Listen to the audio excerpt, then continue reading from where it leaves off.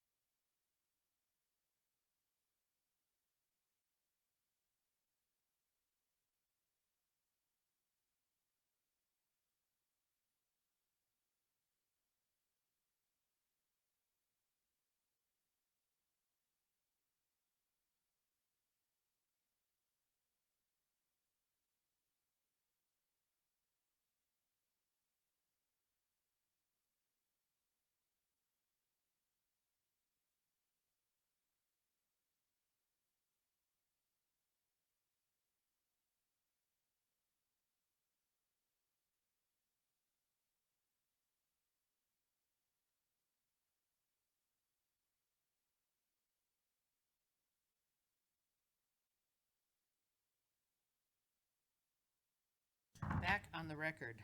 Next up, we are continuing our work on House Bill 153, the Alaska Reads Act.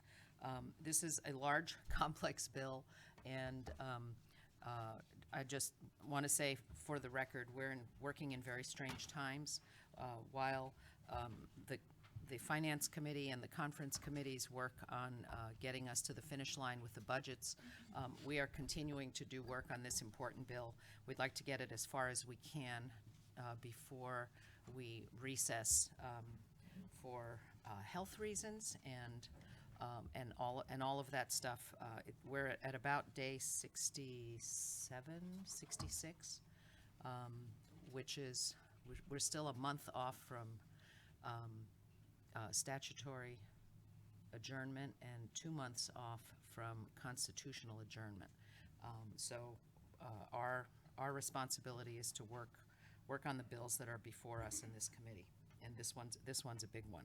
So when we left off at our last meeting, we were reviewing the 5 fiscal notes for House Bill 153 with the Director of Administrative Services, Heidi Teschner, and they were draft notes at that point.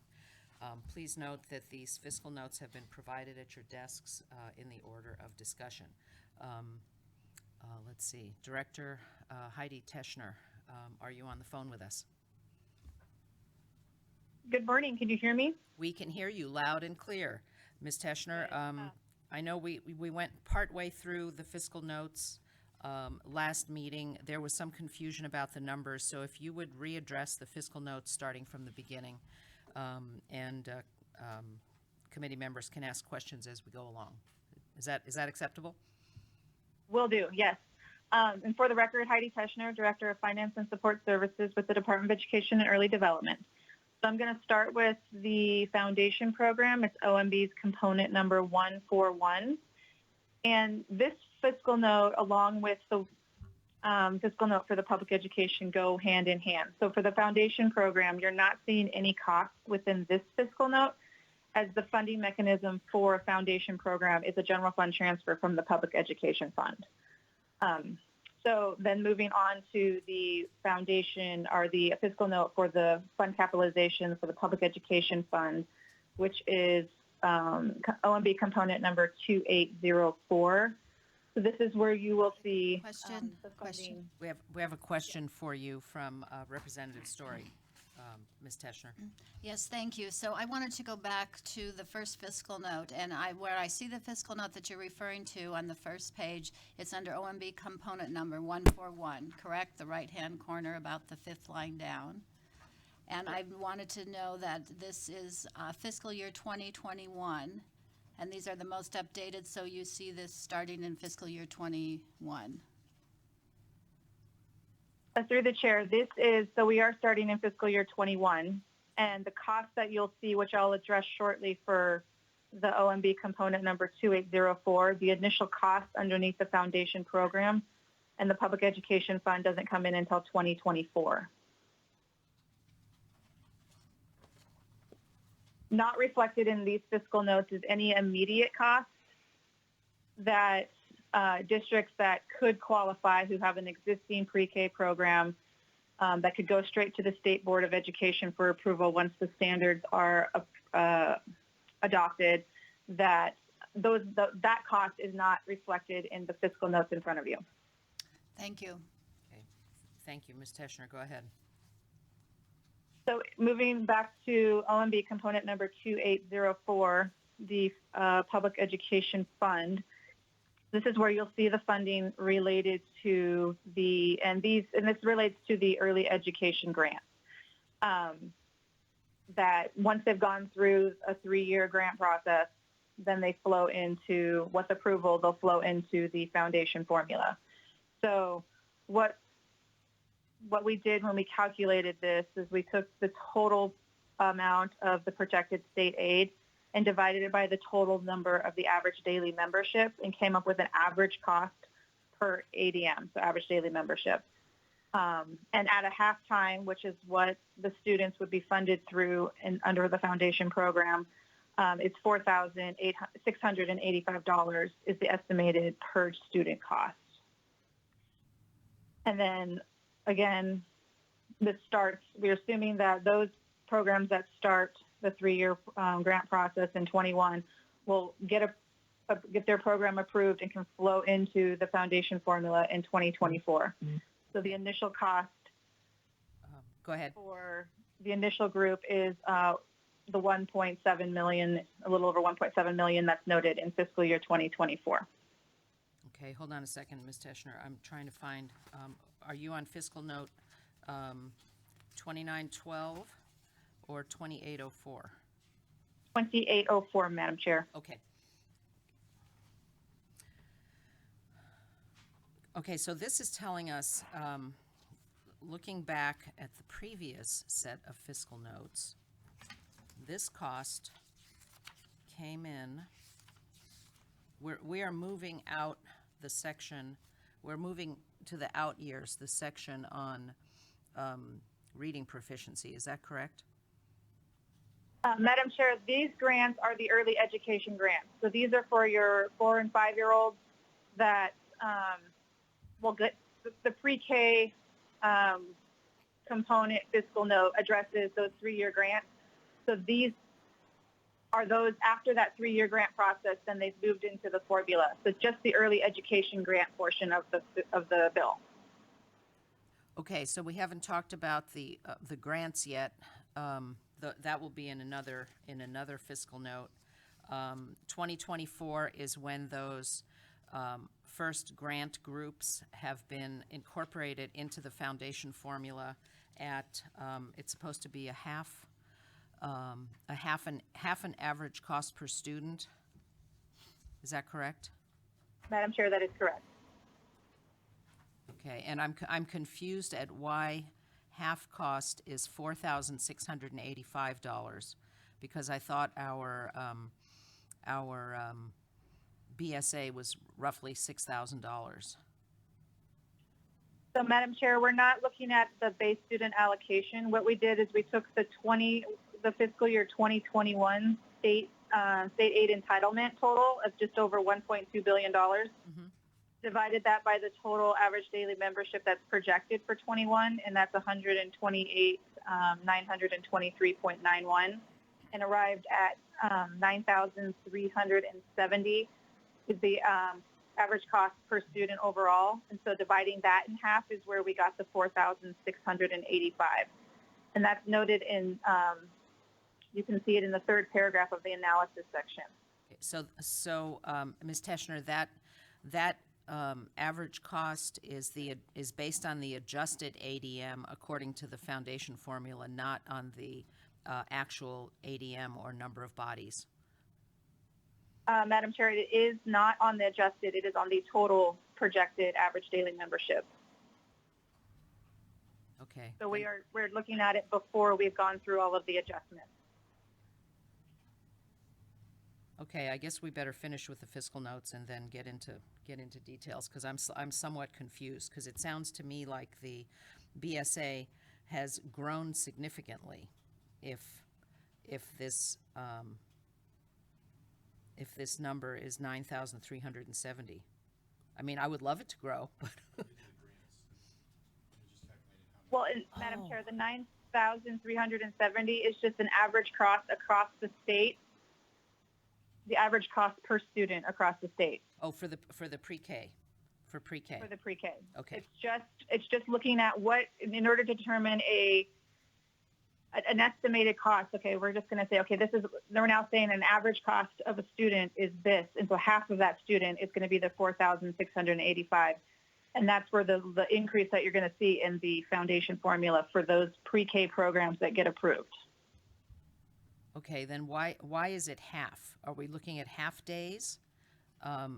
It's in, Madam Chair, in the bill, I have to find the location of it. It notes that they are to run through as a half-time. Okay, and then the pre-K, the average cost for pre-K is under the grant program.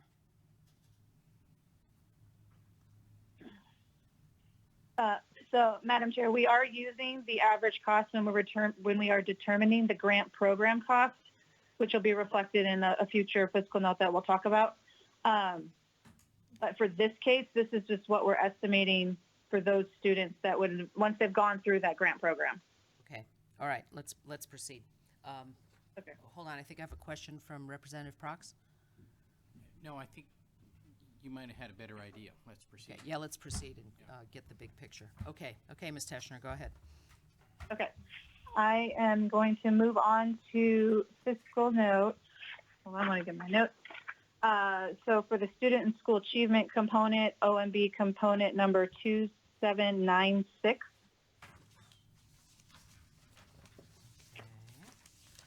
And this fiscal note, excuse me, reflects the costs associated with the school improvement reading program and the comprehensive reading intervention program. So through this, so I'll first start with the reading program. So DEED will provide this direct support and intervention to districts and school reading programs. And so during year one, there's up to 10 low-performing districts would each be served directly by reading specialists employed by the department, and up to 20 would be served in the second year and beyond. So in the fiscal note, you're seeing the initial in fiscal year 2021, there's 24 total PCNs. of which there's 20 reading specialists in that total. So just depending on the school size and the need, there'll either be 1 or 2 reading specialists assigned to each school. And so we're also reflected in this note, the fiscal note, is the salary and benefit cost, department chargeback cost of $9,600 per person, and one-time cost of $5,000 for supplies and equipment per person, and then additional one-time cost of $6,000 for legal services associated with developing the regulations around the school improvement reading program. And then the final cost associated with this reading program is the purchase of supplemental reading material, textbooks and materials for school districts. And they're supplementary, so if they don't need them, we're not going to purchase them. But this to correct what I had stated in a previous meeting, the cost per student when adopting a new regulation or new reading curriculum is $250. So there's approximately 10,000 students per grade level in Alaska schools.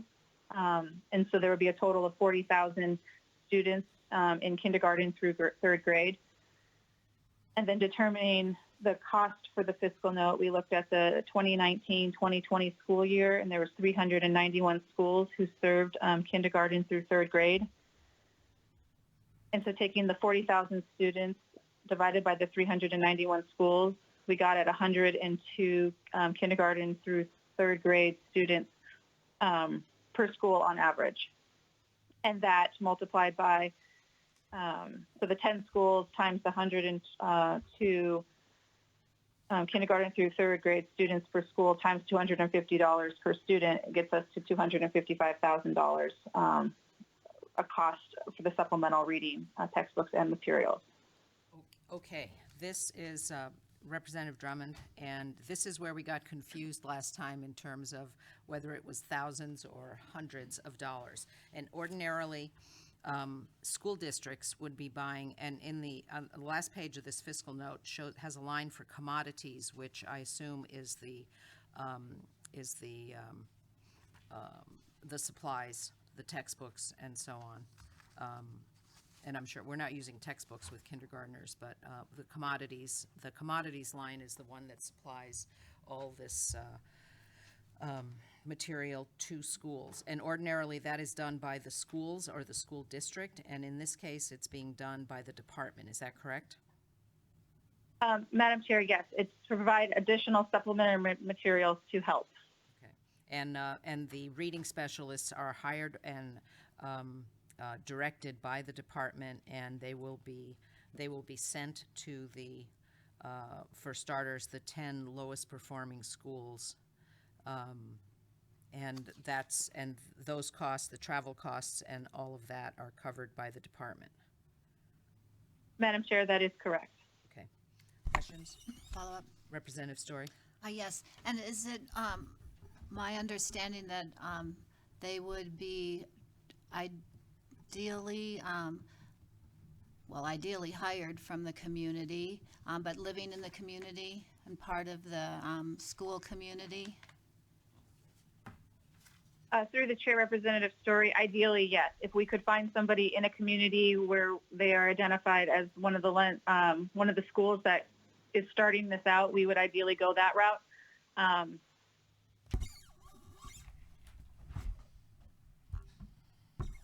Thank you. Okay, thank you.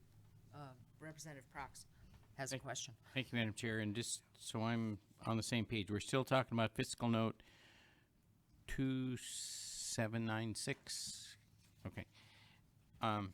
Through the chair, am I understanding correctly that looking at the notes on page 3, am I understanding correctly that there's going to be specialists hired more or less per school or per school district? So through the chair, excuse me, through the chair, Representative Prox, this is ideally we would like to have 1 or 2, and I hope I'm answering your question, reading specialists that are in the district, in that school, in that district, providing the services directly to the students alongside all of the teachers in that school and district. Okay, and just looking at it from 20 feet away, the numbers don't seem to increase proportionately. And I'm not understanding something about that. Looking at the personnel services, it increases, give or take, 1.3 million from 21 to 22, then only, give or take, $500,000 from 22 to 23, and so on and so forth. And it would seem like it would have to increase the same amount roughly every year. If we're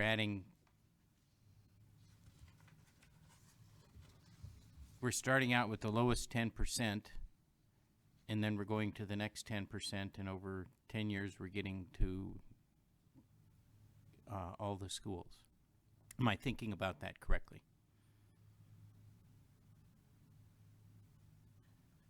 So through the chair, what we're doing in the fiscal note is we've reflected hiring up to 20 reading specialists in fiscal year 2021, and then adding 5 additional reading specialists each year through 2025 to get to a maximum of 40 reading specialists that would be serving the school students and districts each year. Through the chair, the department only intends to hire between up to 40 reading specialists to help implement this program and serve the students.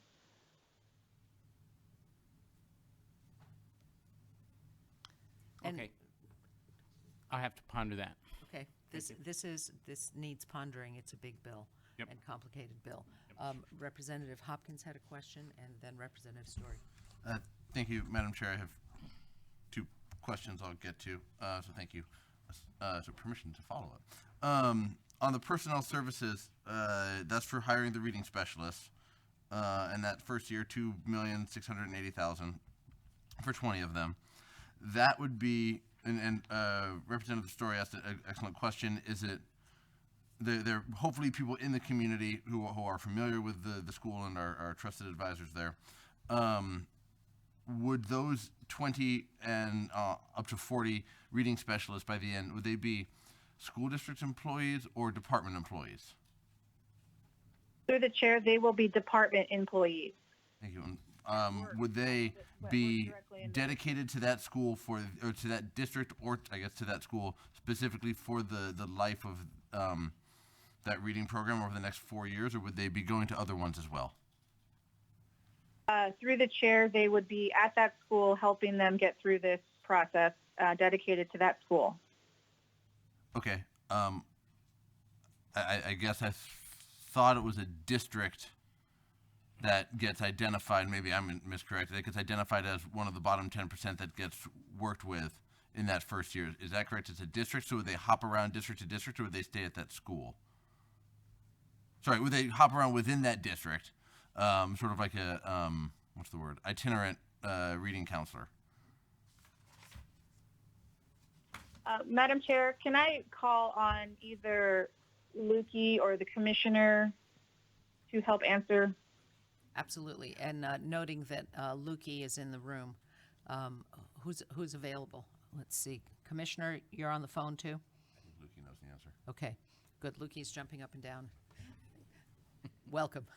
Put yourself on the record and see if you can help out our committee with these questions. For the record, my name is Lukey Gale Tobin. I work for the office of Senator Begich. I do want to address Representative Hopkins' questions through the chair. With this particular program, the school improvement, it is dependent on the district to apply for that particular support. However, that individual will be dedicated to the school that is most in need. The district can choose to utilize that person's services however they would request or however they would like to. But particularly, they're being assigned to the lowest performing school within that district. Again, they are a deed employee, and the district has the purview to utilize them in whatever fashion they choose. However, their focus would be on that school. One person per district. Correct. There is additional language in the bill that allows for an additional support person in case that individual needs additional support. Okay. And then, thank you. My other question on the commodities question, that $355,000 for commodities is the supplemental material the district would be purchasing for the school district. Through the chair, there is language in the bill that allows for supplemental materials if the school district so chooses to utilize them. Thank you. And then I'll follow up on that. Do they get other funds to help purchase new reading material before the supplemental material comes for them? So essentially, is there still a local opportunity for them to utilize funds from this district to purchase the material that they feel most effective, like if it's a rural school district, to develop that culturally relevant curriculum versus the supplemental material that's going to be going to Fairbanks and Anchorage and Juneau as well? Through the chair, that might actually be a better question for Heidi, as I don't know the particular dollar amount for any sort of additional supplemental materials that are specific to creating curriculum in such sense. Okay. Ms. Teschner, are you able to answer that? Is there funding? I don't know why I'm looking up. Is there funding for original reading material to purchase at the lowest 10% performing school district, develop their own, purchase their culturally relevant curriculum, or is the only funding for reading improvement curriculum this supplemental material that would be identical statewide? Through the chair, we only have funds in here for the supplemental materials. We would hope that districts currently already have the reading curriculum on site. All right, thank you. And noting that this first year is targeted at approximately 368 students. If you go back to the previous fiscal note, that is OMB component number 3028. So this is really focused and intense, and that's the whole point. Representative Proxit, I see a question. Yes, thank you. Thank you, Madam Chair. I guess when we're thinking about districts, there are, the rural districts only have a few schools per district, and then if you're talking about Fairbanks or Anchorage has, I don't know, 100. Fairbanks has got several dozen. So just the way that this is structured, it's confusing, I guess. But the department has figured that out. That's all that really matters. You've addressed that problem of it's not going to work out the same per district. It's going to work out more per school, or if there's a school with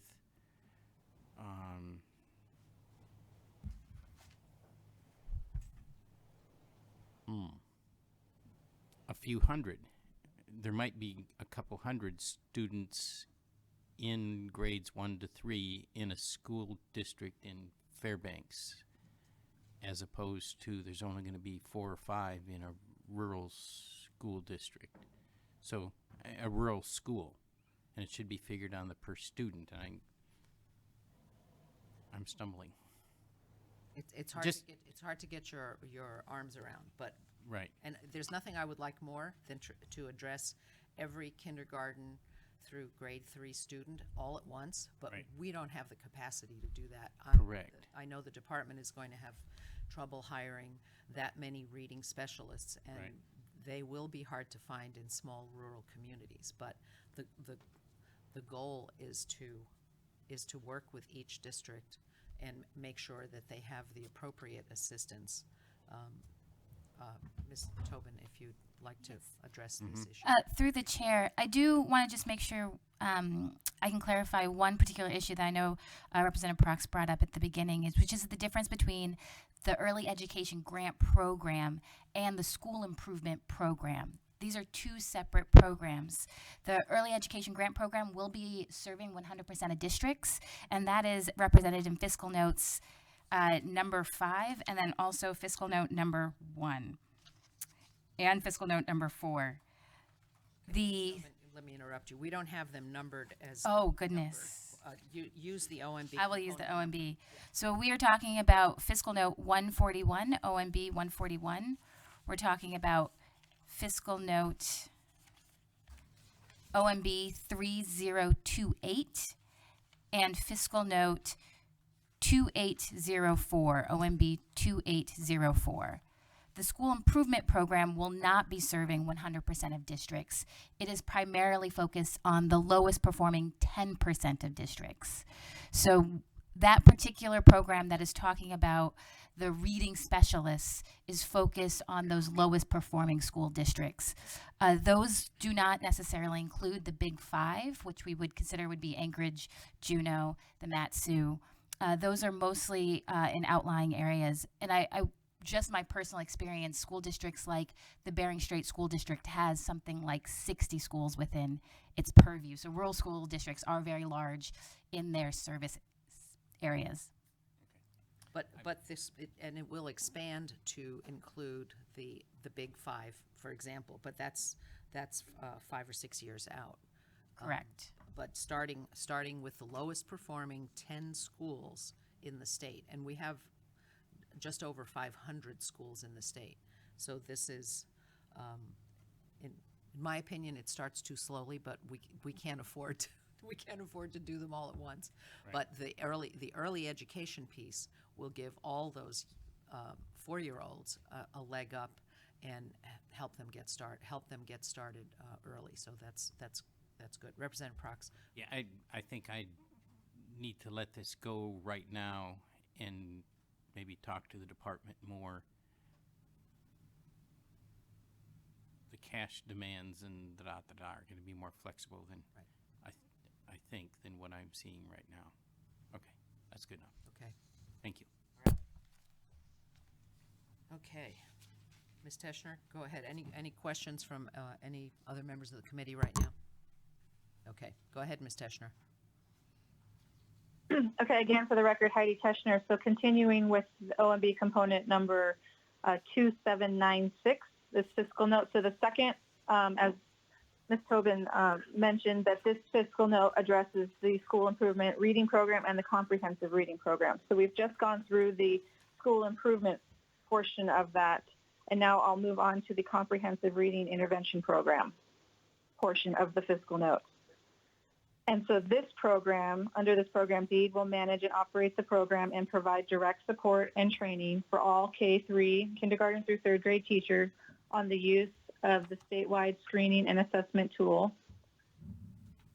The staff that would be needed to accomplish and provide support for this program is 1 education administrator and 2 education specialists and 1 education associate.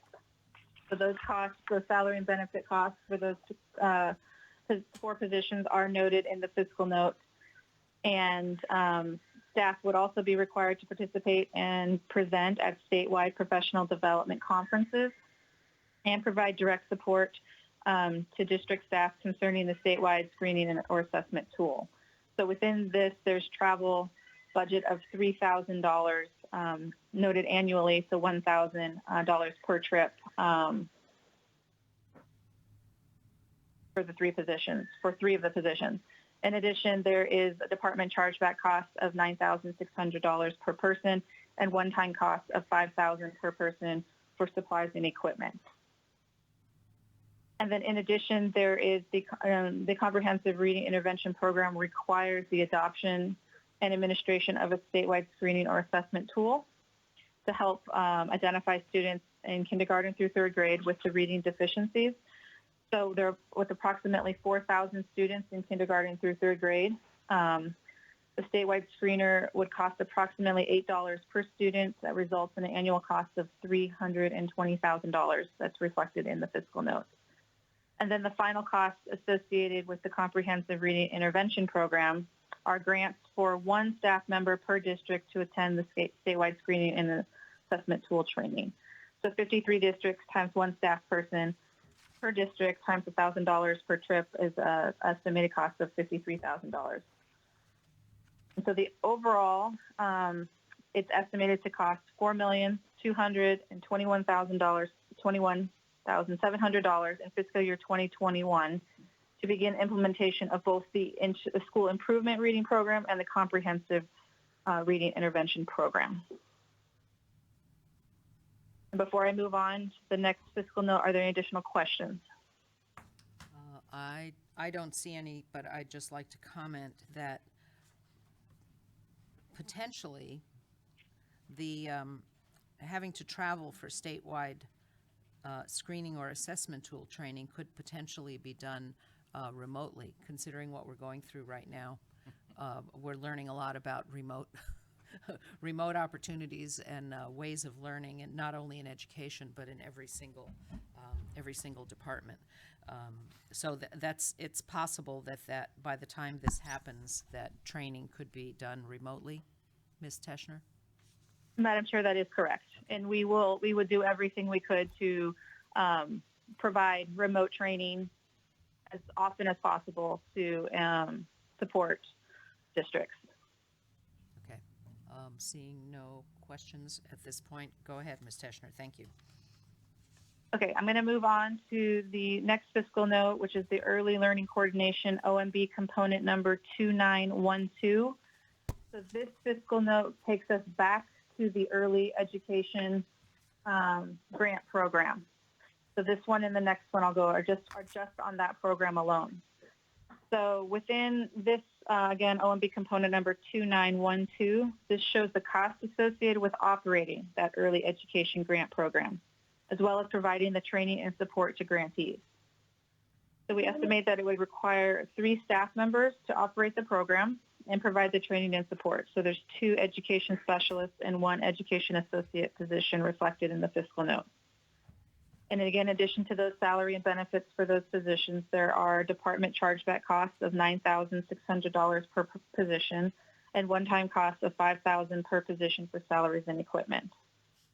And the board, since the board's going to need to adopt the standards through regulation, there's an additional one-time cost of $6,000 reflected for the legal services associated with those reg developments. Are there any questions on this fiscal note? Yeah, this is Chair Drummond. So these early education staffers are department staffers, and they will be working with early childhood educators in districts around the state. Is that correct? Madam Chair, yes. So these will be department staff. They will help run that grant program and provide the support to districts. Okay, and then the early education programs are funded by the districts themselves currently. Is it through the grant program or through their own district funds? Madam Chair, so there are a handful of districts right now that get a pre-kindergarten grant from the department.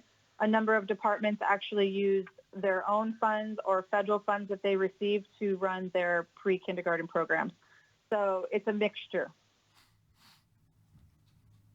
Okay, any questions on this particular issue? Representative Hopkins. Thank you. I just want to make sure I understand how these positions work as well. Similar question to the last ones. You did say these would be department employees, and they're hiring 9 of these, I believe you said. Is that the correct number? Representative Hopkins, through the chair, it's 3 staff members for this to help run these programs. That makes sense with the 352. Thank you. And so this would be for 3 staff members for the initial 10 districts that would be getting these grants, correct? No, I'm having people shake their heads at me. No, Representative Hopkins, through the chair. No, this is not related to those lowest performing. That's the school improvement program. Gotcha.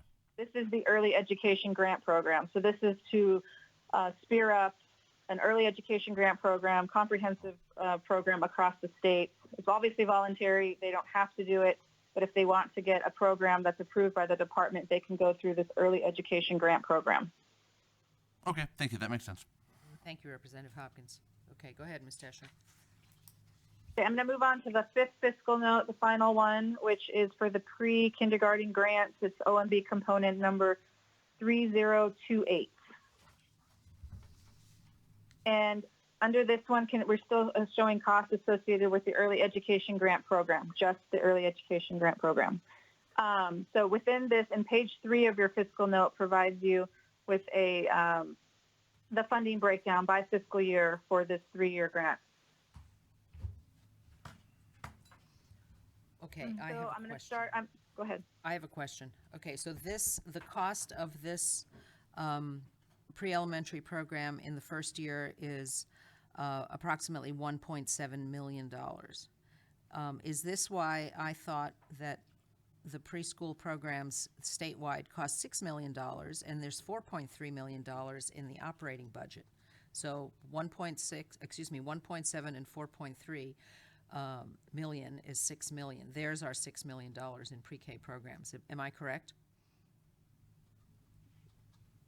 So Madam Chair, I'm going to kind of answer your question without, so I'm understanding right, I'm going to answer it slightly different way. So there is currently the money in the budget for the pre-K programs, and that is expected to continue. Mm-hmm. This is in addition to that. This is just in addition to that. We're going to the 1.7 million that's noted in fiscal year 2021. It's just for the lowest 10% of districts that could go through this grant program. Okay, so it's for the lowest 10% of districts, so approximately five or six districts, correct? Not the lowest 10 schools. Correct.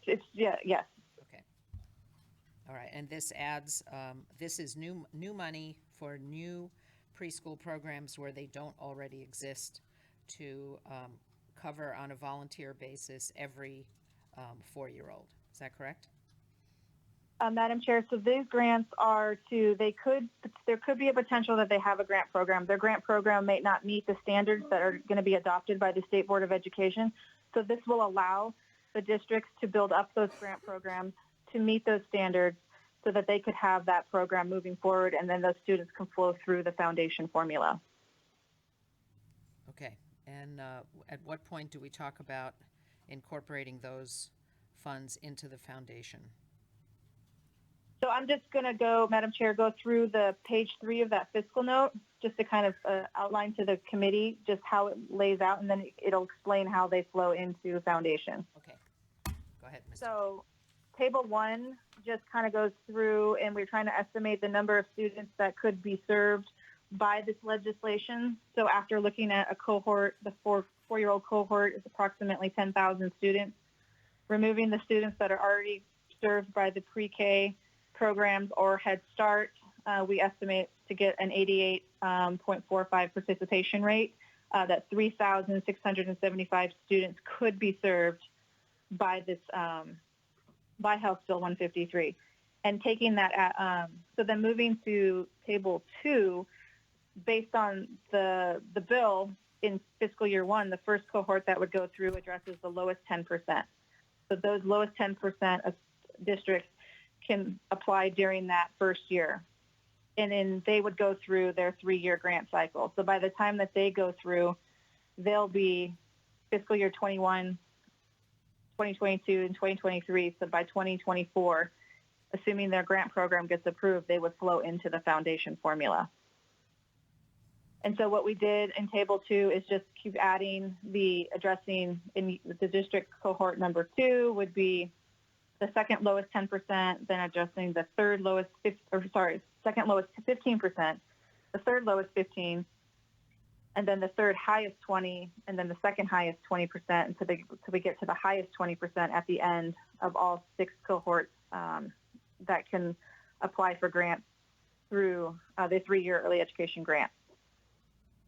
And so table 3 just kind of shows which cohorts would be flowing through the grant cycle. So at any given time, we would have up to 3 different cohorts going through each year until they've all phased out by fiscal year 2028 would be the final year of district cohort 6.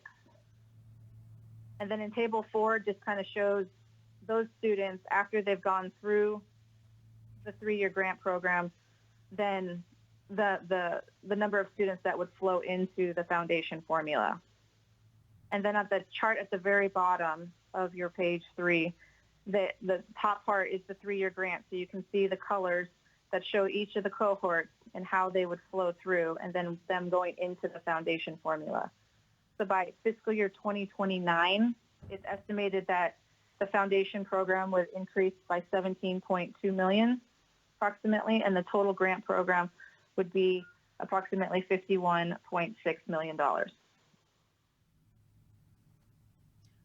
Okay, so the foundation formula and the grant program would be operating simultaneously? Madam Chair, yes, yes, they would be. Okay, and when do the grants get incorporated into the foundation formula? That 51.6 million. So, Madam Chair, the 51.6 million is the 3-year grant program itself. Okay, Just the 3-year grant program. So that is the ones that are reflected in the fiscal note 3028. Once they've gone through the 3 years, or if they need an additional year because they're not ready, they would, once they've gotten approved by the State Board of Education, they can flow into the foundation formula. okay, so that 51.6 million grant will eventually go away as the early childhood programs are incorporated into the foundation formula. Is that correct? Madam Chair, that is correct. Okay. This program sunsets in 2031. Okay. Okay, sorry, Ms. Teschner, I hear the garbage truck behind us. You'll have to speak louder. Okay. Everett But Zara no, was taken off with the C-46. Okay, all right. Any questions on this fiscal note from the committee? What's that, Representative Tuck? I was just saying, I like that page. It's a great page. Good graphics. Yeah, on it. it's, yeah, once you figure out what it means, it explains it pretty well. And I think it would be good to run it out to 2031 so that we can see when the grant program disappears and it becomes fully funded through the foundation, because it's actually, if I'm understanding this correctly, it's actually cheaper to fund it through the foundation. Is that right, Ms. Teschner? Madam Chair, that is correct. Okay. Okay, Representative Hopkins, did you have a question? Yeah, thank you. This is a good slide for sure, or page, I guess. On table 1, the estimated number of students who are going to be moved into the early education grant program, which I think I have that right, which would be the current number of students who would be pre-K students in current programs, is 3,590 up in table 1. So we would multiply that 3,590 times $4,685 to get what the estimated cost would be for those current students being incorporated into the, or current programs and new students being incorporated into the foundation formula at half cost. Is that correct? Through the Chair, Representative Hopkins, that is a good estimate to determine. I think we determined it was about, can't find my note. I don't want to give you guys the wrong number. I can follow up with what we projected it would be. But yes, if you ideally took what is currently being served, assuming those programs meet the standards, that could be an immediate cost to the program. Okay, thank you. Okay, any other questions? I'd just like to make an observation. Assuming that, Table 1 assumes that eventually we're going to serve 88.5% of 4-year-olds. There are quite a few high-quality private preschool programs around the state. Ms. Teschner, does the department have does the department survey private preschool programs in order to get a handle on how many students are actually out there? Because ultimately those kids will enter, most of them will enter the public school system. And in terms of the quality of the programs, we want to make sure that all kids have similar opportunities by the time they're ready to enter kindergarten. So, Madam Chair, we, assuming, because we look at the total cohort across all cohorts across the K-12 system, and they are approximately 10,000 students. So, knowing that what we currently serve as pre-K or kindergarten students in the reports that are listed on the department's website, they may not currently reflect the pre-K or the private school pre-K, but then if they flow into the public system, they would be reflected in out years. So we're still kind of including them through that approximate 10,000 students per cohort. Okay, thank you. Representative Story has a question. Yeah, thank you. Through the chair, Representative Drummond asked about private quality preschool programs. How does this envision working with our Head Start programs in our communities? Through the chair, Representative Story, this one we're only addressing our district operated early education grant programs within this, within the bill. I know that Senator Begich's office has had numerous conversations with Head Start programs specifically, but this one is only addressing what the programs the districts are operating. But we could have Lukey come back up and address the conversation she's had with Head Start if you would like. Okay, I see the Head Start students at approximately 1,600 in Table 1.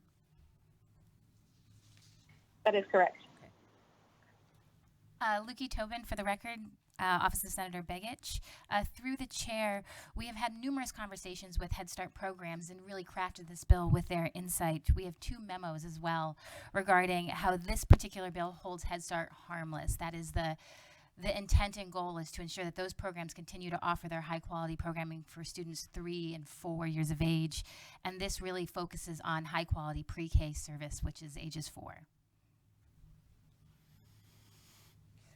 All right, so that's Head Start, and early Head Start is the 3-year-olds? Okay. Okay. Questions about this issue? Okay, Representative Prox, go ahead. Okay, Madam Chair, you brought up an interesting point about the existing private preschool programs, and I think it was in one of the hearings where there was a couple of preschool operators that were concerned about this program's impact on their service. And I suppose the first one is, anyone consulted with them, with the private preschoolers, to get an idea of how they're going about it, and then also, I guess, to that, the impact on them, or could they participate in this somehow? Most of those testifying were daycare programs. They talked about the impact, and yeah, those are much younger kids. We're only talking about 3-year-olds in Head Start, in early Head Start, and obviously there aren't too many if there are. The 1,580 Head Start students in Table 1 are 4-year-olds, is that correct? Okay, so I'm assuming there could be an equivalent number of 3-year-olds. Districts also operate special ed programs for students who are identified that start at the age of 3, but this is not going to impact infant care or toddler care. This is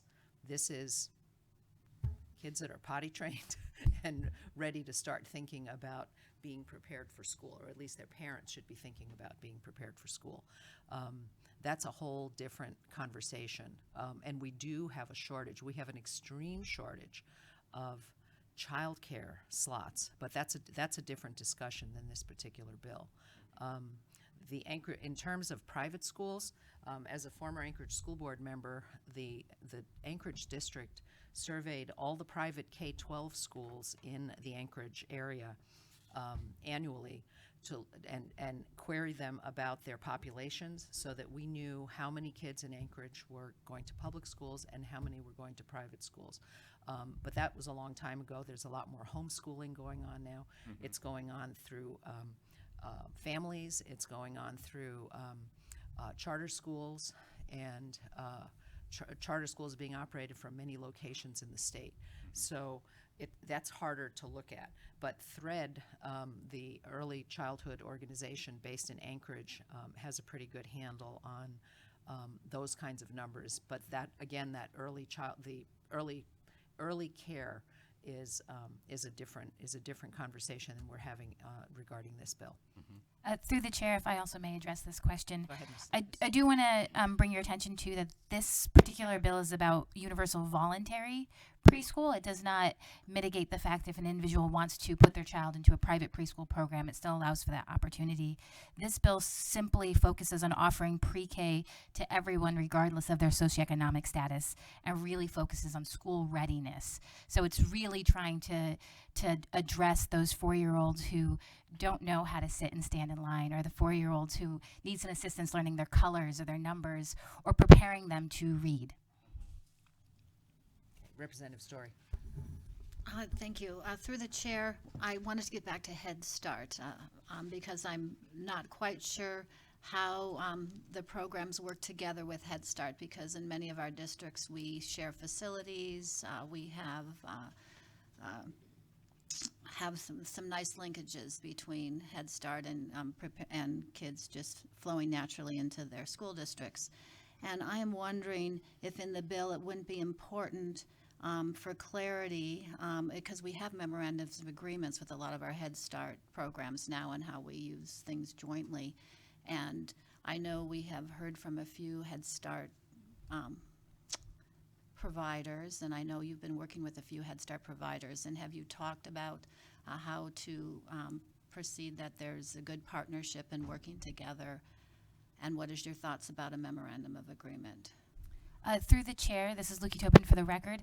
I will ask the district, the department who's on the phone to speak to this as well. But with our conversations with with Head Start programs, we were working on a particular provision on page 11 of the bill that really talks with accommodating and working with existing programs regardless of socioeconomic status. We've had some insight that might not be as clear as we intended in bill language, which is the focus about working with existing programs that service 3 to 5-year-olds in their communities. And so we're looking to try to figure out how to tighten that up to ensure that is the intent that line is talking toward. It's at the very bottom of page 11. Additionally, we've heard from several districts that offer Head Start and pre-K programs to their students at different points during the day and potentially maybe even different facilities within their district. And there's nothing in this bill that precludes someone or a district from offering that. If they want to have Head Start students in the morning in one space and have those same students roll into a pre-K program that's offered in the afternoon, that is allowed within the bill. The bill does prohibit against double dipping. So you cannot have students who are enrolled in a pre-K program and also enrolled in a Head Start program at the same time. You cannot receive federal funds and state funds for the same student at the same point in time. A follow-up. On what line is that on page 11? The very last line. Through the chair, that would be line 29, subsection D. And as I mentioned before, with our intent for that to be working with existing programs, it may not necessarily have been the cleanest language, and so we are looking to amend that, which we would entertain anyone's interest in how we would amend that language. Per also recommendation from Legislative Legal. Thank you. Yeah, I'll look at that. So Head Start programs are full day or half day? Through the chair, I don't know the answer to that question, but I can definitely get back to you. Because what we're looking and what we're looking at are half-day preschool programs. So this is going to continue to create issues with childcare and so on and so forth. But we will eventually come out of the place where we are now with this COVID-19 situation, and we have to plan ahead because, as we all know, there are pregnant ladies right now having children in the midst of all this and wondering what's going to be there for their kids when we come out of the other side of this. So we have to be forward thinking. Through the chair, the bill does allow for a full day program for pre-K. It doesn't necessarily fund a full day pre-K program. But the districts could do that within their own abilities. Okay. That is correct. All right. Okay, Ms. Teschner. have we completed the fiscal notes? Mine are not in order, so I haven't been able to check them off. Madam Chair, again, for the record, Heidi Teschner, yes, we have completed all 5 fiscal notes. Okay. Let me take a brief at ease.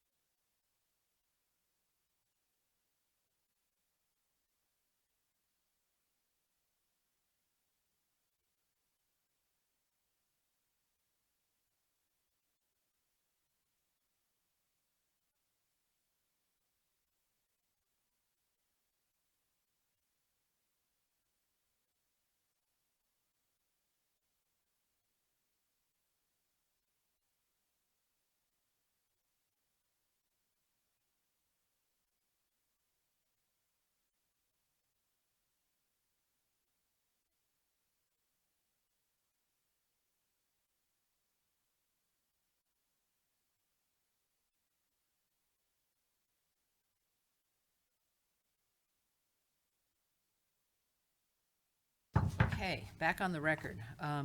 We have an amended sectional analysis in front of us. All members should have it. It's titled CS for HB 153 Alaska Reads Act, sectional analysis amended for CS sponsor substitute House Bill 153 EDU, version 31 LS 0928/U. All right, we're all set? Okay. Okay, Ms. Tobin, go ahead. For the record, Lukey Tobin with the Office of Senator Begich. I'll be walking through the amended sectional, which expands specific sections to provide more clarity and in-depth information. So, as we've mentioned, that Section 1 establishes the Act as the Alaska Reads Act. Section 2 amends Alaska statute to include an Alaska Department of Education and Early Development approved early education program, including Head Start, as a part of an elementary school. Amends Alaska statute, Section 3 amends Alaska statute 14. Representative Drummond? Representative Story, you have a question? Yeah, if it's all right, I would like to ask a question. I just saw the reference to Head Start, and you had commented on another page towards the end that it might be referenced. This might be a place also to talk about if I was going to make an amendment to include a memorandum of agreement with a Head Start agency or some language. It just seems to make sense to have it right there. So I just wanted to comment on that. Okay, go ahead. Thank you, Representative Story. Lukey Tobin for the record. Section 3 amends Alaska statute 14.03.072, Section A, to include reading intervention services in addition to intervention strategies for early literacy. Section 4 amend. Representative Drummond. Representative Story, go ahead. Thank you, through the chair. And I really hope it's okay to ask some questions as we go along, because I think it helps us all to understand the Alaska Reads Act and what it hopes to accomplish. And when I have been looking at this, one thing that is really important to me is that we have at our basic reading program, that our core instruction, that we have a scientific evidence-based program. All our districts are learning that. And it has all the components that you have gone into great detail. But we should all have that going all the time. And then as that's tier 1, your tier 1 program, and then it moves up into tier 2 for the interventions. And we know that most of our students in the state are not reading and are proficient at the end of 3rd grade. And we cannot have 50 to 60% of our students all in intervention programs. So it's critical that our core programs, that our teachers get the support and the strength to deliver on that. And so what I'm saying in here is, it seems like here and somewhere in the Alaska Reads Act, we need to talk about the importance of our core reading programs. And I would like the committee to think about and hear from the Commissioner and Senator Begich and about where in the bill should we be having something like each district will provide to DEED the scientific evidence-based core reading instruction program they are using, and their reading instruction practices, informal assessments, and their curriculum, just so we have a baseline of what we are doing in our early reading programs across the state. It just seems natural we should know that, and that we should, as policymakers, I really want to know that every one of our districts is using an evidence-based scientific reading program. And then it seems like, so once you know what that is, you'd want to have that the department would work in partnership with the district to maybe analyze their core reading program, and then that analysis be shared with the local school board members and the community, so they know that they've got a good, solid core reading program. And then part of that, to me, would be DEED would provide access to supportive, intensive teacher training in scientific evidence-based reading. And I just want to be assured that we're doing the State Reading Act, that we know we have got these programs, and how do we know? So I wanted to offer that up for the committee to chew on, because I think that's just should be, we should know that and be assured of that. And when I looked at Section 3, and I have been going through this very thoroughly, it seems to me that in A, when we're going to provide annually to parents and guardians of the students enrolled in kindergarten through 3rd grade, and we're telling them about the importance of early reading, including, you would think you would start with number 4. The first thing we want to do with parents is we want to give them strategies and resources to help children learn to read. It's positive. Then, like home reading plans, then intervention strategies and reading intervention services. And then on line 3, rather than grade retention standards, I think we would want parents to know grade proficiency standards so they know what they're aiming for their students. And then policies for the elementary school, including retention, if that's what you wanted to add. But I'm trying to look at this as, this is our Alaska Reads Act. We want to know our programs are delivering core, great reading instruction, scientific-based.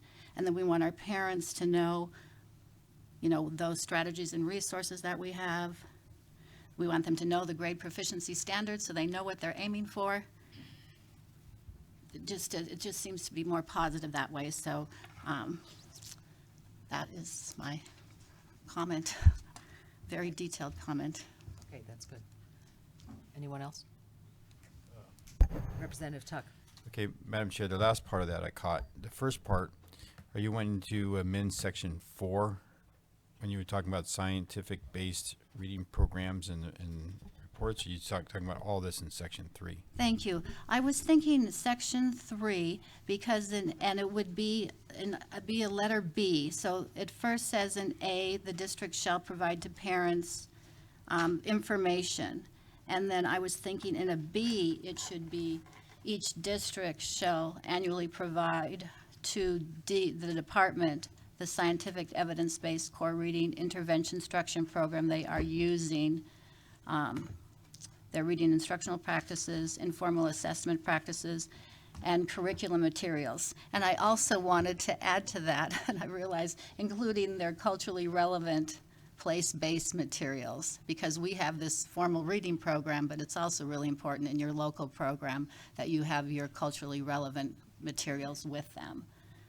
So it's like the district shall, and then the district shall also in number B, let DEED know what they're using, so we're sure what that is.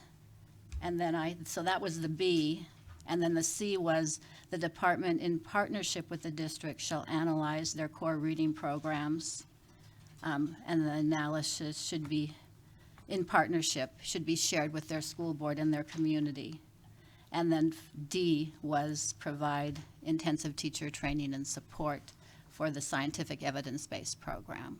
And I believe many districts are doing this, but I want like the comfort of knowing that. And then what follows is then we're going into the intervention programs. But I think it's important to know what our core reading programs are and that they're scientific-based. Representative Tuck. Thank you, Madam Chair. The way I read section 3 and section 4, section 3 is annual report to parents and guardians of students. Section 4 is report to the legislature. So I'm not sure if you really want this in section 3 or you want this in section 4. That's the reason I was asking where you want this. Okay. I mean, if you want the parents to know all that, that's fine. But I actually think it's more important for the legislature to know that than, because right now it's just parents, the annual report to the parents is parents should understand the strategies and resources to help children learn to read. Yeah. And then I think it's also important for parents to know when their children may want to retain them or not retain them, because it's a parental choice on that. So I think that's actually important. All this other stuff, I'm fine with that, but I almost think it's more important to have that in section 4. I'm fine with that. So you're going to propose an amendment at some point? Mm-hmm. Okay. Yeah. And I agree. I think we do need to know what our districts are currently doing, and I'm going to assume that the department is going to assess what the districts are doing. We have window washers snaking down past the windows behind you, Chris. And because some districts have embarked on improved reading programs here in the last several years and are already showing results. So we may not have to provide this program to every single district as they're coming along, but we do have to know what that is. So I appreciate the concern. Well, to follow up to that, I did have a brief conversation with the commissioner about the concern, and he recognized it, and he was going to perhaps give some thoughts about where he thought that information should be. But I just, in my looking it over, it seemed natural for me to have it at the beginning of the of the Reads Act. The So- commissioner is on the phone, if you'd like him to weigh in right now. If the committee would like that, that's fine. Sure. Commissioner? Commissioner Johnson, are you with us? Good morning, Chair Drummond. Can you hear me? We can hear you loud and clear. Go ahead. Well, thank you.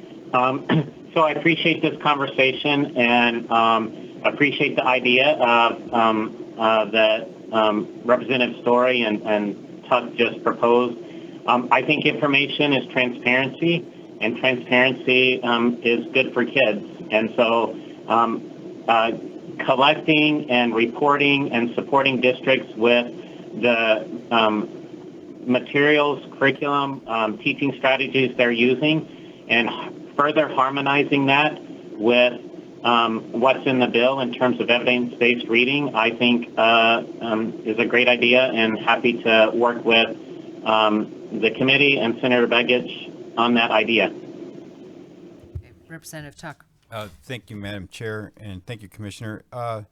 What's the term that we use these days? Is it scientific-based or evidence-based? My understanding is it's evidence-based.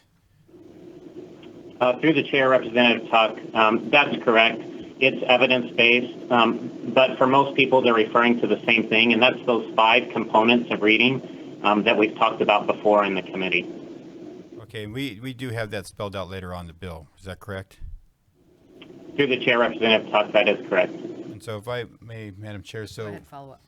Representative Story, you just want to move that to the beginning rather than having it where we have it now? Or I actually think we should go through all this real quick so we can see where everything's placed. And if we want to rearrange things, we can discuss that.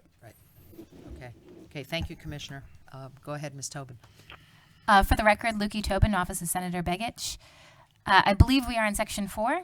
Section 4 amends Alaska Statute 14.03.078, Section A, which directs DEED to include information collected under Alaska Statute 14.03.120, Parents as Teachers, and Alaska Statutes 14.03.760 through 14.30775, the Alaska Reads Act, in their annual report to the legislature.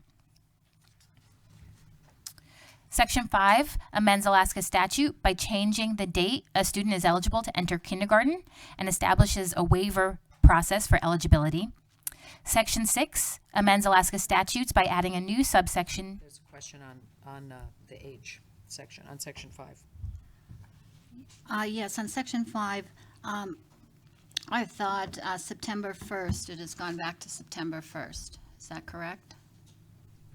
Through the chair, I am not sure what the rules are around speaking to a potential committee substitute in another committee. I know, I have heard a somewhat of a conversation about whether we should keep kindergarten entry age on September 1st or June 1st. This is gonna, it makes a big difference for some kids. Okay, thank you. All right, just make that a note of something we need to talk about. Okay. Okay, go ahead. Madam Chair. Wait, Oh, sorry. Representative Hopkins. I'm has sorry, a never mind. We're just going through it. I have notes on what on a thing that I talked with the sponsor, so I'll come back to it. Okay, great. If I may, Madam Chair. Representative Tuck, go I ahead. thought this was, I mean, we already have opportunities for students to parents to opt out their children from this. This is to include more children for those parents who want to have their children participate. Am I correct in that? Or what's the difference between the June 1st and the September 1st? Through the chair, unfortunately, we don't know the exact number of students that would be impacted. We do know that as of October 1st of 2019, 8 students out of the approximately 10,000 in kindergarten were below the age of 5. And those kids would have gotten an exemption to enter that early. That is correct. Okay. Yeah, I had, my son's birthday was September 15th. So there was a question there, but that's a whole different story. So what a June 1st entry date allows is children to be more mature by the time they enter kindergarten. And there's lots of variations of opinion on this, but you know, if we're working on the early childhood part and making sure kids are ready when they finally walk into kindergarten, this may eventually be a moot point. So let's just consider that as a future topic of discussion and go on right now. Through the chair, we are on section 6, which amends Alaska Statute 14.03.080 by adding a new subsection G, which changes the date a child is eligible to enter a public early education program. From what to what? Representative Prox, got a question? Go ahead. It would be helpful to say on both these from which date to which date. Through the chair, for section 5, it changes from September 1st to June 1st, preceding the beginning of the school year.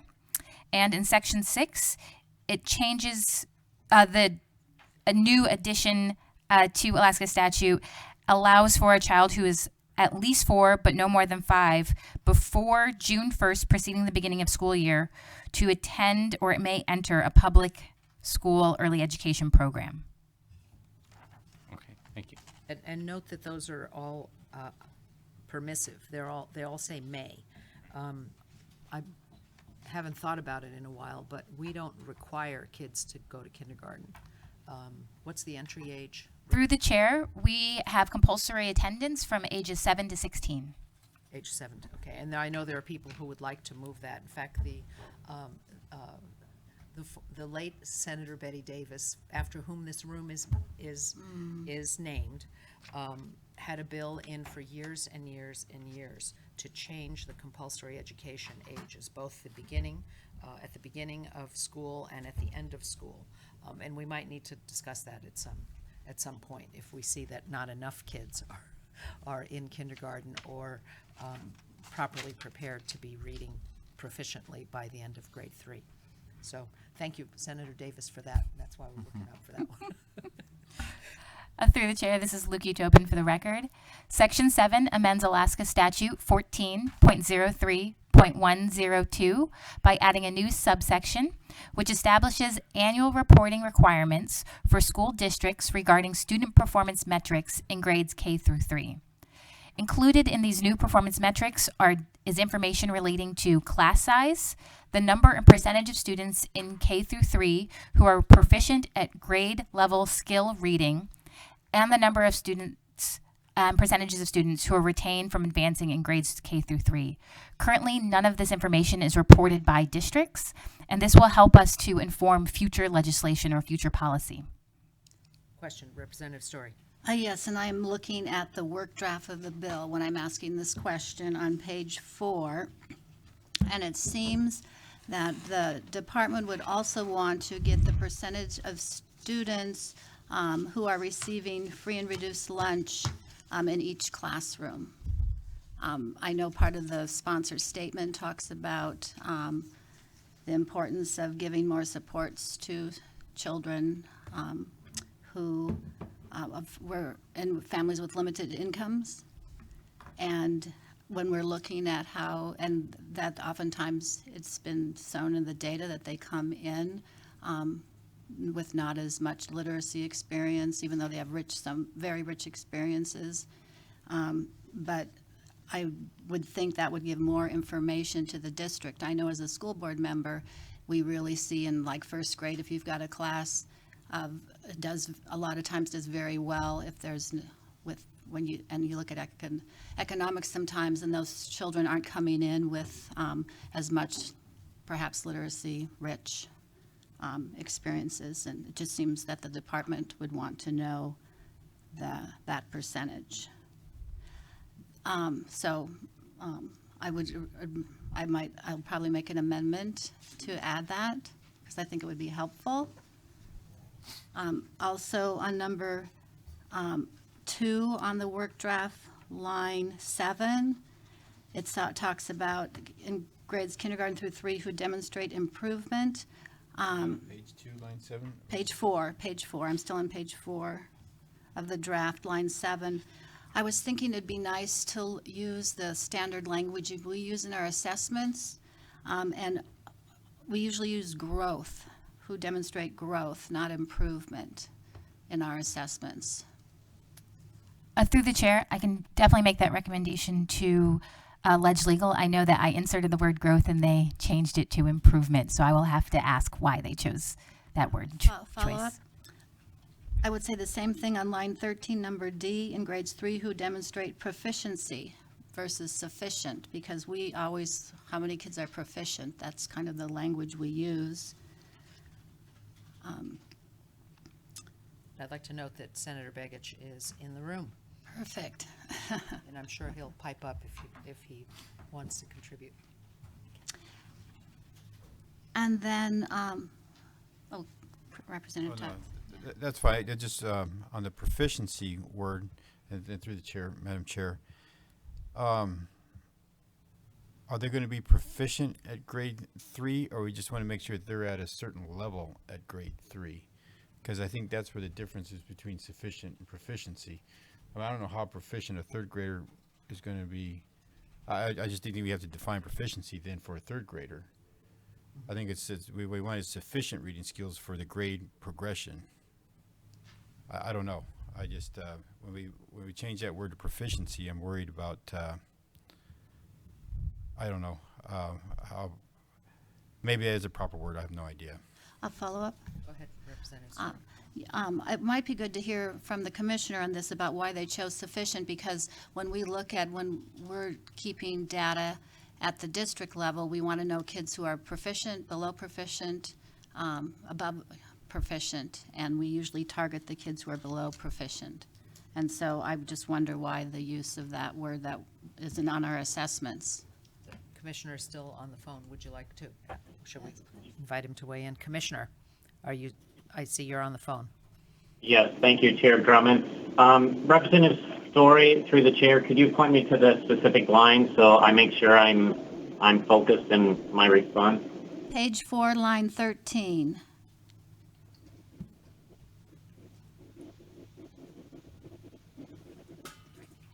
Okay. I'll ask Luki or Senator Begich to come behind me and clean up anything. But when we, and I'm not sure in conversations that they may have had with the drafters why they chose certain language, but when we say sufficient reading skills, that's in keeping with the idea that we don't want promotion or retention to be based on one single data point. And so we have made sure that if a decision is, because we know those decisions are so consequential, if a student progresses past third grade without sufficient reading skills, then that's very difficult. But we don't want that to be determined on one test. We want students to have the benefit of being able to demonstrate their proficiency or sufficiency in a number of different ways. So assessments are one of those, but we've also made sure the bill allows for other ways to demonstrate that. And the word sufficient allows that broader opportunity to demonstrate the skills necessary to move on. But I'll let Senator Begich or Luki comment if the committee wishes. Thank you. Okay, thank you, Commissioner. Representative Story. So when districts are giving this information to the department, and they're not simply looking at one score, if they're proficient or not, even though we're always talking about our scores and how they're not where they are, that will be one data point that they will be providing to you, and then they're going to give you other assessments too? I'm just wondering how you're going to put it all in categories if there's not something defined.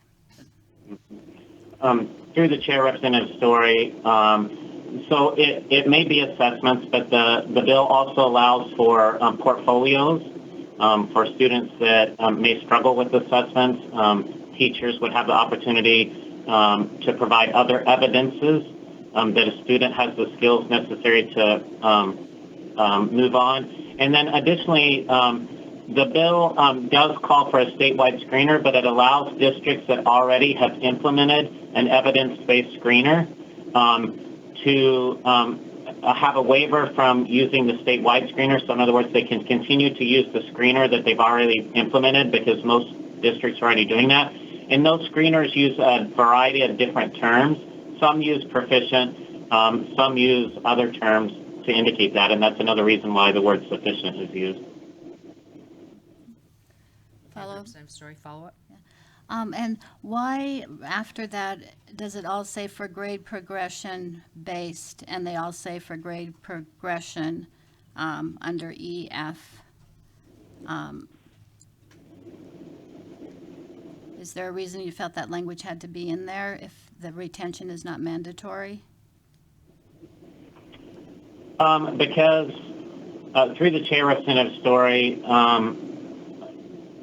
because I mean, the point of the bill is to make sure that students are proficient or are ready to move on past third grade with the adequate skills for reading. And so that decision to move a student along through those levels is very important. And so I think that's why the language is necessary in the bill to say, as you progress from grade to grade. Thank you. Okay, thank you. Representative Tuck? Yeah, thank you, Madam Chair. I think one of the goals of this bill is when we have early language learners to be able to move them along, because I think it was pointed out to us earlier that by the 10th grade, you'll see that children who speak two different languages really excel by the 10th grade, even though they may not be as proficient, but it might be sufficient for them to move on. But they may not be as proficient as other English primary speaking children. So I'm glad we have this clarification, because I would like to stick with the word sufficient if we can. Okay. And I'd like to point out that through all of this, every teacher that's teaching kindergarten through third graders is assessing them themselves continuously. You know, this is not, we're just talking about a couple of tools that the state, that the department will provide, but teachers are constantly assessing where they are with their students. And I'd also like to point out the importance of item 1 on line 3, the number of students and teaching staff assigned to each classroom in grades kindergarten through 3. That is a really critical issue around the state as budgets have tightened and all of that through the years. Class sizes have gotten too large for teachers to pay sufficient attention to these youngsters who really need they really need the ability to focus, and they can't do that in a class of 25 kindergartners. I can't imagine. It's hard enough to teach one kid how to tie their shoelaces, never mind 25 of them, without any additional help. Except, of course, there's Velcro now, but but anyway, class size is a critical issue. Representative Story. Follow up to that. That is one of the reasons why I suggested having a number 2, the 2 being giving the percentages of students in free and reduced lunch, and you might want to also have special education, because there's 4 levels of special education, and there's a lot of kids at level 1 and level 2 in the class, and if you've got 25 kids and one teacher has got 6 who are, I mean, it just really makes a difference how things might go along in the classroom. If I may, Madam Chair, Representative Tuck. I'm not quite following that. Are we talking about early learning, or are we talking about grades from 1 to 3? Through the chair, Representative Tuck, 1, it says in grades kindergarten through 3. Okay. And so I guess that would need to be added in the 2, but I just think it's really makes a difference. Teachers are always telling me each year is different depending upon the needs they have in their classroom. It affects outcomes, and it might even be in the school decides that there needs to have a para help in that classroom for more intervention. Thank you. Appreciate it. And on that subject, Representative Story, you and I were talking about the number of kids who get assigned to special ed classes when they really don't necessarily need special ed services. They just need more intensive reading services. And we would save a whole ton of money if we could catch this early. And that's the whole point. You know, smaller class sizes, intensive supports, to make sure that kids are ready. Follow up to that? Yes, go ahead. And that's why it's so important that all of our teachers, their Core 1 programs are evidence-based, and they are we're using an evidence-based reading program, and teachers are trained in it, because then our children are going to do better. Representative Story, you used a term that I'm not familiar with. Core, is it Core 1, or did you mean Tier 1? I used core because usually your core reading program is in your Tier 1 instruction. There's 3 instructional levels, Tier 1, Tier 2, until 3, and Tier 1 is your basic instruction that every kid gets reading in their program. And so it's kind of their core reading program is what the teachers are using. Okay, let's continue. This is Lukey Tobin for the record, Office of Senator Begich. Section 8 is a long section. It creates a stair-step 3-year grant program. And this grant program is to provide training and assist a school district in developing an early education program. An early education program that is defined as pre-K. In year 1, the lowest performing 10% of school districts will be eligible for a grant to establish a district-wide high-quality early education program. In year 2, the next lowest performing 15% of school districts will be eligible for that 3-year grant program. In year 3, the grants will be available to the third lowest performing 15% of districts, then in the third highest 20% of school districts in year 4, and then the second highest performing 20% of school districts in year 5, and finally, the highest performing 20% of school districts in year 6. Over 6 years, all school districts will have been offered the opportunity to participate. At the end of the 3-year grant cycle, DEED will be responsible for determining if the district's early education program compiles with is in alignment with state standards and as established by the State Board of Education. Hold on, I have Representative Zulkowski has a question. Representative Thank you, Zulkowski. Madam Chair. I think this goes back, maybe this is a question for the commissioner. With kind of referencing the discussion that we were having on the screeners, regardless of whether they're local evidence-based or ones provided by the state, given the dynamics of our kind of state education environment and landscape changing and transforming pretty drastically for the foreseeable future with regard to COVID-19's presence in Alaska, what type of, I guess, flexibilities or considerations might we need to make for this legislation to ensure that we're able to uphold kind of the goals that are outlined in this legislation, but maybe are within a framework of a more traditional learning environment than we're seeing right now with students at home, likely through the rest of the school year. Okay, Commissioner, I see you're still there. Did you hear Representative Zulkowski's question?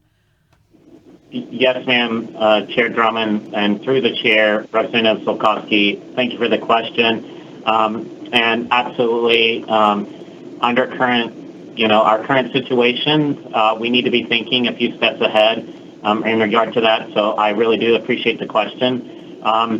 The screeners at this level, for the most part, can be conducted even just verbally by phone with students.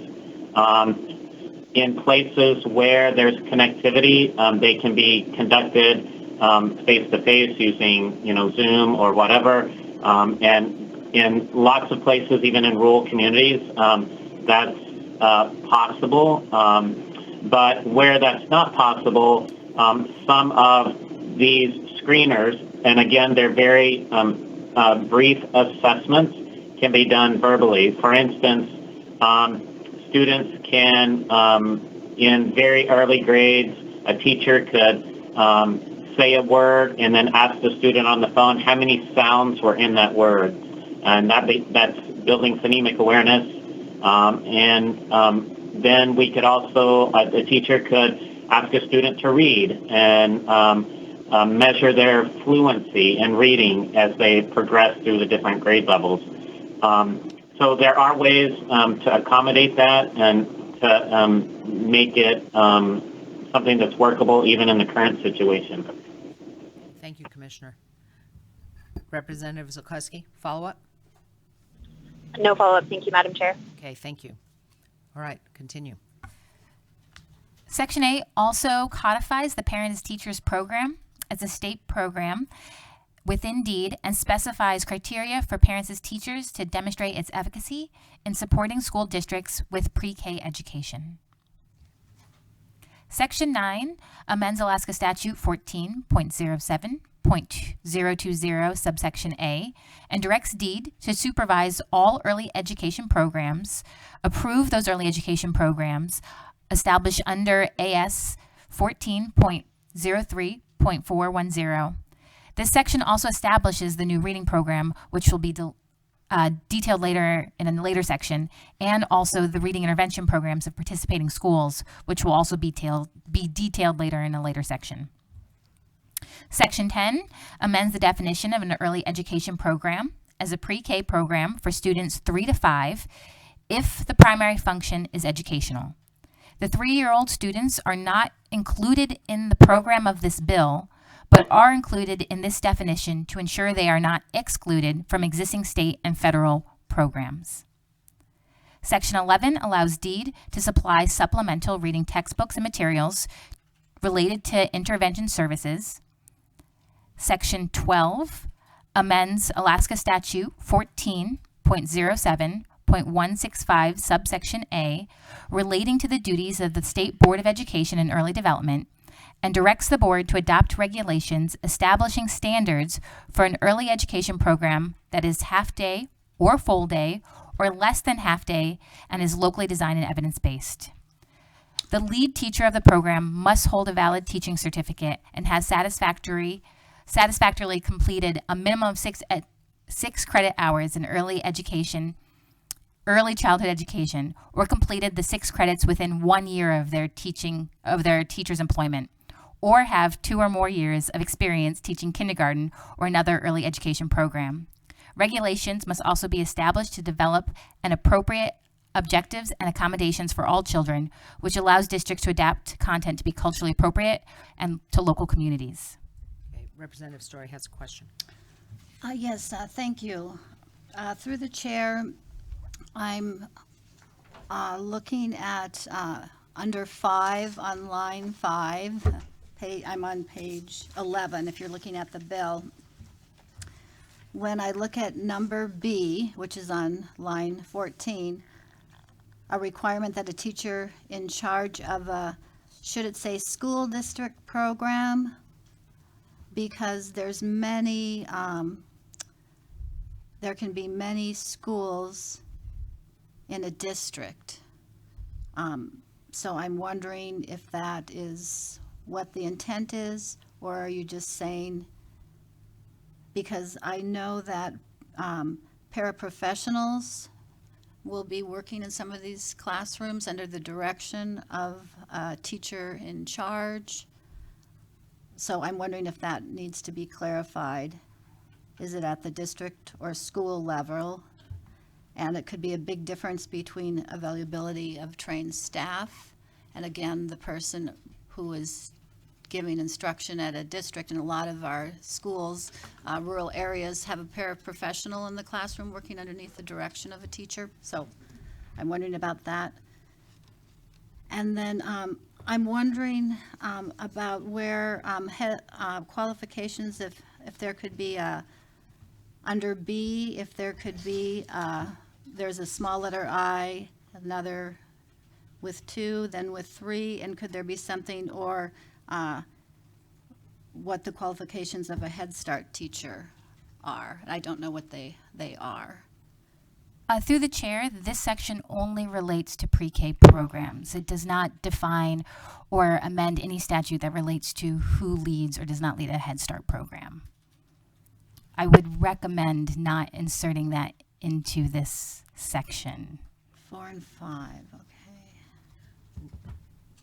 Representative Story and everybody else, I need to note that the rest of us need to leave for a meeting for 10 o'clock, but we are meeting again tomorrow morning at 8 o'clock, and I'm grateful that this committee meets at 8 so we can get our work done before floor session and all of that other stuff starts during the day. So if we could hold that thought and continue tomorrow. Thank you to everyone who has been present on the phone. I really appreciate the in-depth look, and we're going to continue tomorrow. And with that, we're adjourned at 9:57 a.m.